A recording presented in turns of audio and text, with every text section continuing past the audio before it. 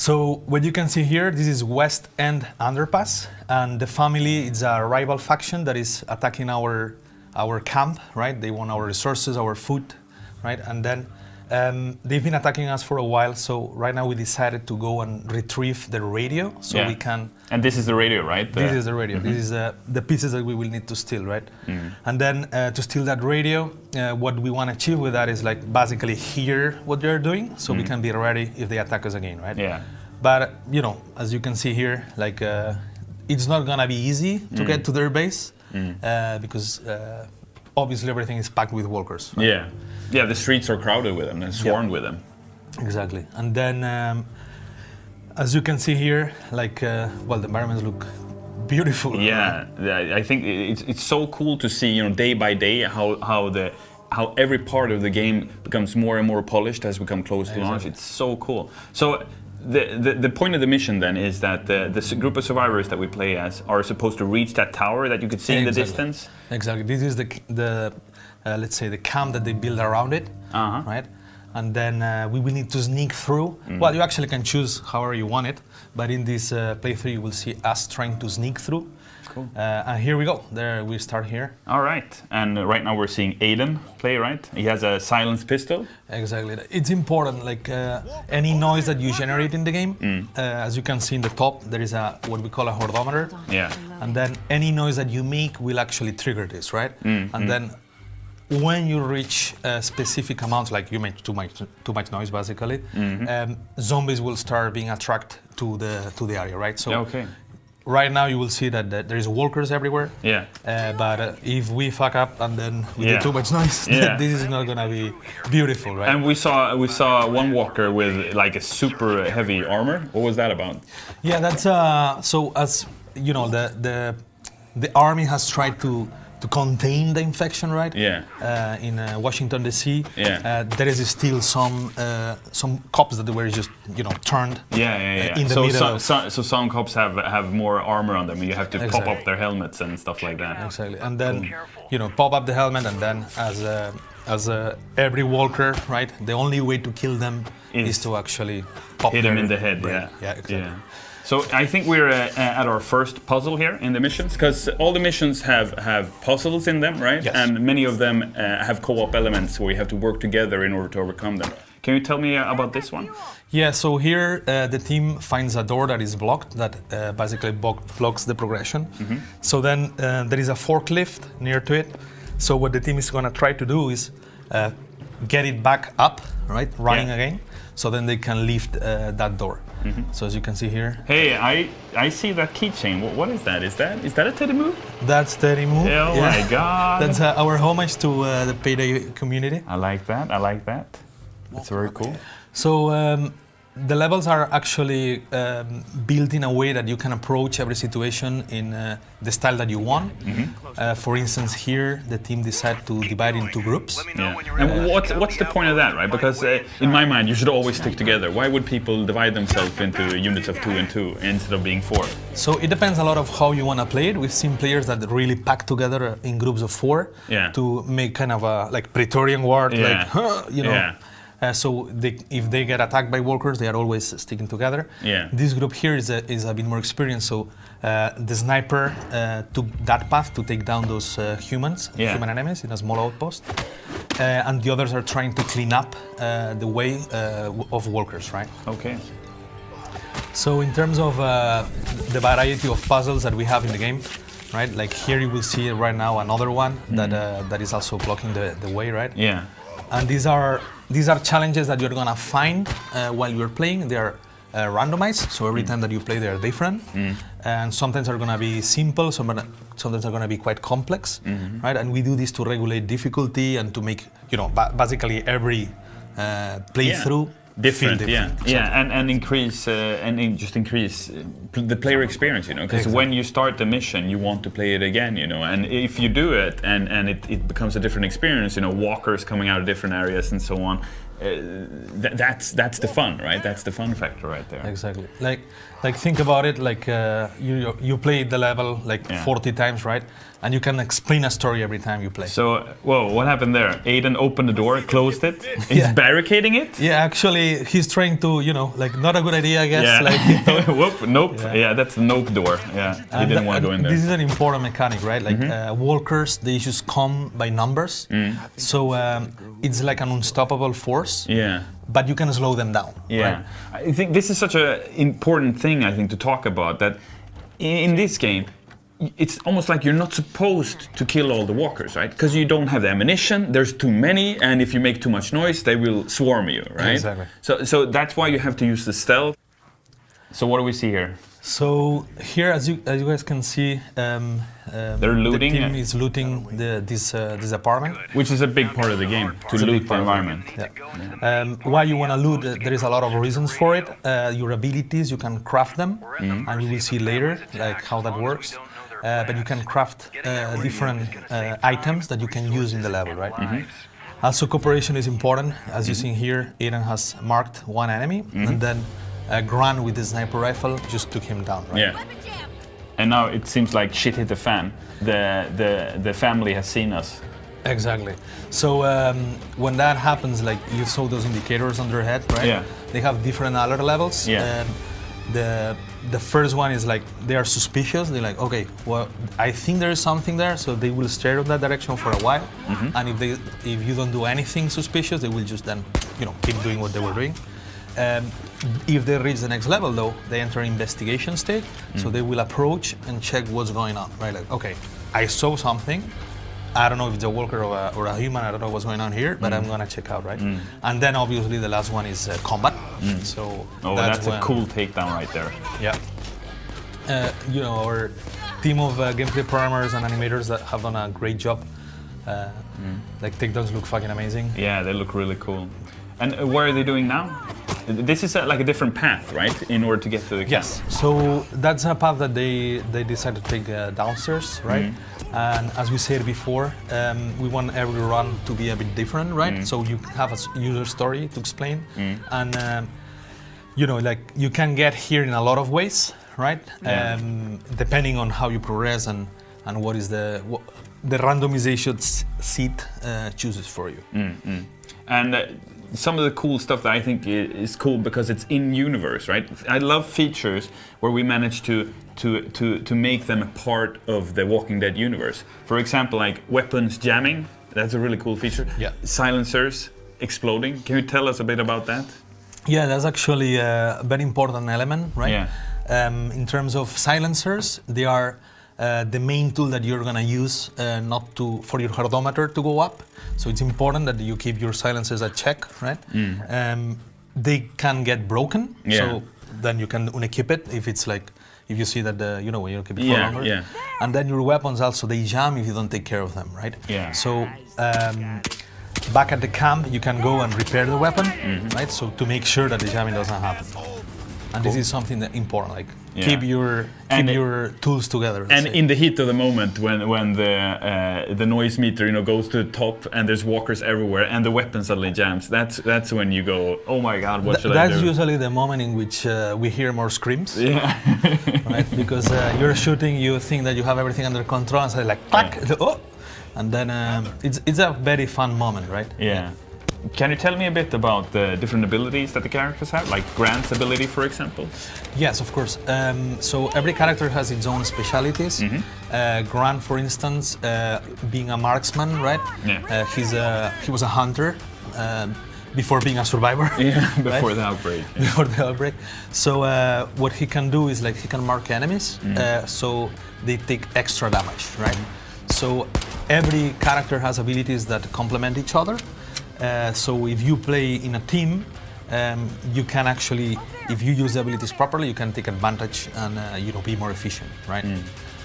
So Maya, for instance, has the healing pack, right? Yeah. And every character has its own, let's say, its own fortes, right? So right now, I think we're seeing Heather. She loves the crossbow. What's her ability? So Heather has an ability that, as you can see here, that she's a scavenger. So what she can do is basically she can detect around more easy where all the Important. loot is, Yeah. right? Or important items for the puzzle. Yeah. So it's good to have her, like if you're trying to find, I don't know, more food or any of the resources that you can find, or you just simply, okay, where are the pieces for this puzzle, right? If you're in a hurry, essentially. If you're in a hurry. Yeah, it's or good to have Heather with you're you. surrounded with walkers. Yeah. Now we're taking an elevator. Yeah, we repaired the elevator, so now we're going up. What's that on the screen right now? So what you're seeing here is the crafting menu. So Aiden just decided to heal himself. By creating a bandage? Exactly. Okay. And right now he's creating a new bandage with the loot that he found. So you find loot in the levels, in the missions, and then you can craft stuff in the missions with Exactly. it. Okay. And now they're getting ready up. And his silencer is just about to break. Look at that. Yeah. One more shot maybe, and the silencer will blow up. Yeah. He decided to save it when they were fighting zombies. Yeah, and because right you now, can unequip them. Yeah, Yes, that's so you cool. can keep it. Oh, yeah, they were broke. That's when the silencer broke. So now he has no other option if he wants to shoot with a ranged weapon, unless he has a silent shotgun. But no, it's not It's silenced broken too. anymore. Okay, so now it's all-out action. It's all out of action, yeah. And as you guys can see, like every time that he shoots, like the horometer goes up. Yeah, right? on the top of the screen there. Oh, and it's just about to. Oh, there we Boom, go. There you go. The noise attracts the workers, right? Yeah. So this is a feature that really makes the game dynamic and different every time you play, right? Yeah, Because- it's like a dynamic difficulty. You could exactly. argue. It's like The worse you play, the harder it gets, kind of.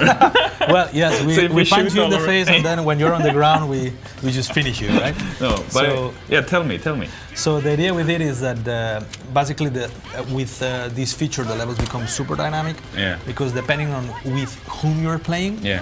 the gameplay experience is completely different. Yeah. Right. And even on your own, if you want to go like, okay, I'm a Yeah. lone wolf, I'm gonna do it on Because, my own. like we're saying, this is an experienced crew playing right now. This is an experienced group of survivors. Yeah. So their hordometer is nothing in comparison to what if you and me would be playing, for example. Then it'd be all over the place, right? Probably. Yeah.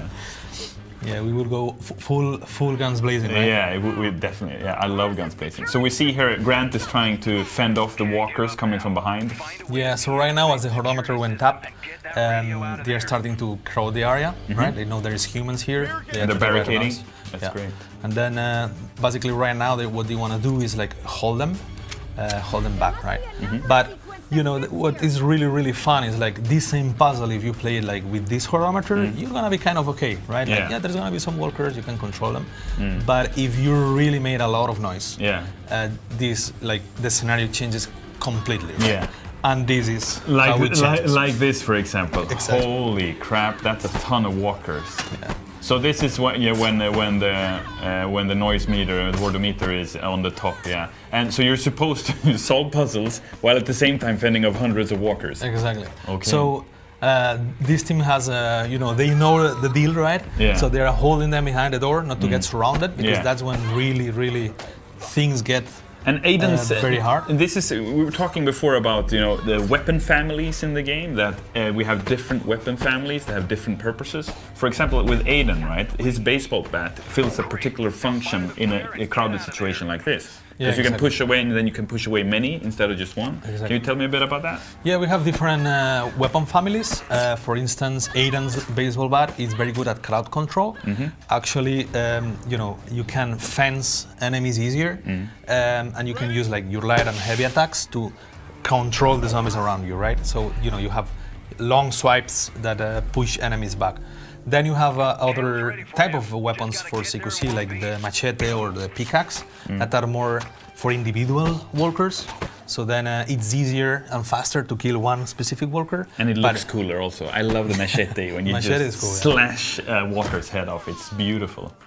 Yeah, the fire axe is also very cool too. Yeah. Like I really like it. It's weighty and it's a bit slow, but and it's beautiful in a gruesome way, because it sounds so weird to say it like that. But when you're when you're playing and you're doing it, it looks so cool. Exactly. So the whole idea is that every weapon has its own purpose and its own strengths and weaknesses, and then basically you need to find the weapon of your choice. Like what do you like to play with more, right? And we're also talking about the game being like a battle of attrition, meaning that you have so little resources. Like Aiden, for example, he only has 2 bullets left in his gun, Yeah. 1 bullet left, and here we go. He's no ammo left. So how do we think there? Like that's part of the game design. That's part of the difficulty, the challenge, and it's also very much in tune with the universe, right? With The Walking Dead, Exactly. that you have to take care of your bullets. You have to take care of your weapons. You have to try to be stealthy. Exactly. Standards. Yeah. How dark and gritty are you going, and how close to the comics are you leaning here? Well, I mean, we've done 4 story trailers during the fall where we presented each character and where we're just showcasing a bit of that grittiness, and we've tried to really stay true to the original darkness and the original mood of Robert Kirkman's universe. And I think we're really onto something, right? Because we hear people screaming as they're playing, and you know, something that is so cool about The Walking Dead is that when shit hits the fan, it goes dark really fast, right? So you have people dying, you have to help your friends, etc. And without spoiling too much about the story in the game, yeah, there's definitely going to be things that happen, you know. So are You're there going to meet choices? friends and enemies. Are there choices in the There's game always that you have to make? choices. There's always choices in video games, love you that. know, and especially in a cooperative game, there's always a choice. Do I go for my friend who's lying there, getting eaten by 4 walkers, or do I leave? You know, that's always the kind of choice you got to do in this type of game, anyway. Yeah. Now, when you say co-op, is it local, online? Online, yeah. Okay. It's fully online, yeah. So Good. the game is a 4-player co-op game, but of course you can play by yourself if you want to. You can play 2 people if you want to be like a ragtag, you know, duo, Right, taking sure. on the walkers yourselves. And that we're probably going to have people do that, you know, because in a post-apocalyptic setting, everyone has their own idea how to best survive. And that's what we want to give players the opportunity to try to explore. Okay, you have 4 unique characters. Do they have any like special skills? Yeah, they do. Yeah. So it's an action game, but making games, we also love making games for hardcore players who love to, you know, change skill trees and try different weapons that have different damage outputs, etc. And it being a 4-player game, you can combine, right? So you go full-out tank with Aiden, you know, the architect who favors the baseball bat. So we have you in the front lines, whereas you would go maybe with Grant, pick the sniper rifle, scout the area, the tactician of the group. I actually think you kind of nailed it. 'Cause, Yeah. like I would make him go in front, and I'd be in back shooting people. Yeah. Go kill that walker. Yeah, hey, good job. You're doing great. I'd be you know, encouraging him. And I could be Maya. I could be the medic. So Maya is a surgeon. Yeah. So I could heal you guys up when everything's over. Yeah. So I'll be hiding somewhere, going like, are they dead yet? Are the walkers gone? And then I go sort things out. So you speak about it. Well, survival is obviously a big thing when it comes to zombies. Yeah. What about crafting? Crafting is a big part of the game as well, yeah. So as you walk into Washington D.C., you're gonna have to find gadget pieces, scrap metals, etc. And these are then used to create different things, everything from the weapons that you use, throwables, etc., to other things that you need in the camp, etc. Yeah. Oh, okay. So I see, like, it looks like kind of a the melee weapon that you have out, or that they had out, was like a cobbled together.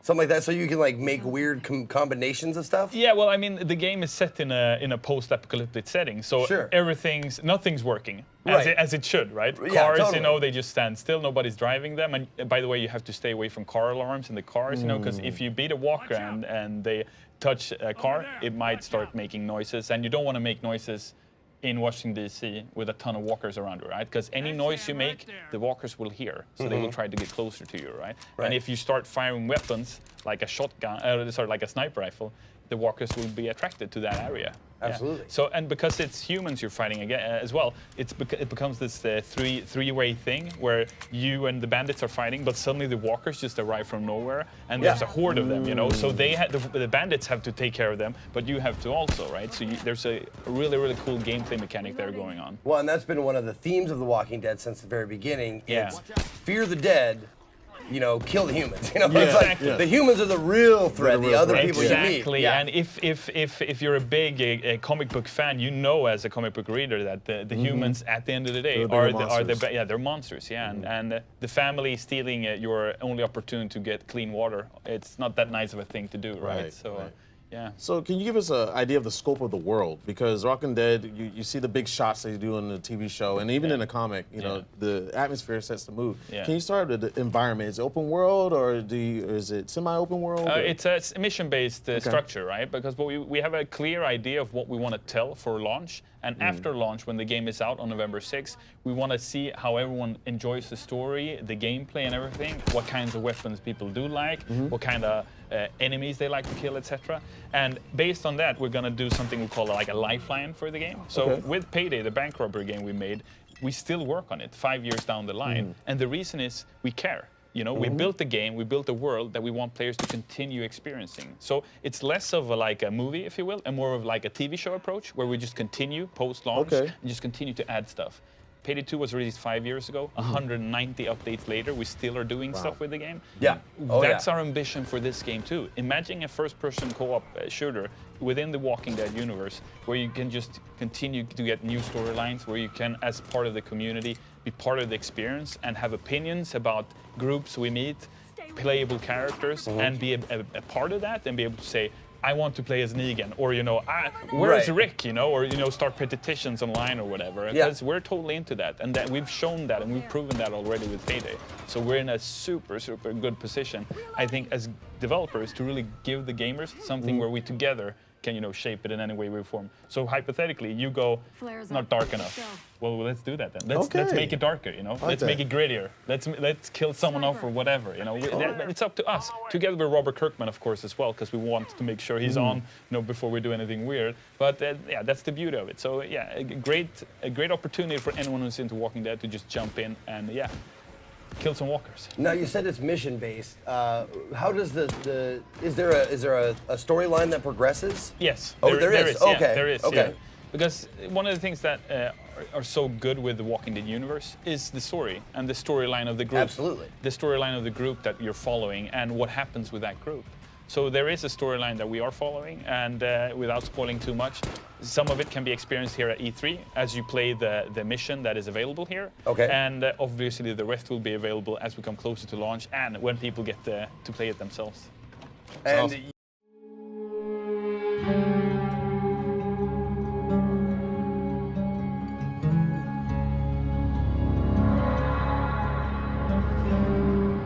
We were so many things. Husbands and wives, doctors and teachers, writers and architects. But when the world ended, all that ended too.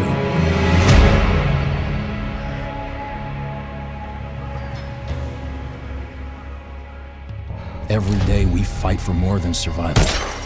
We fight to build a new life.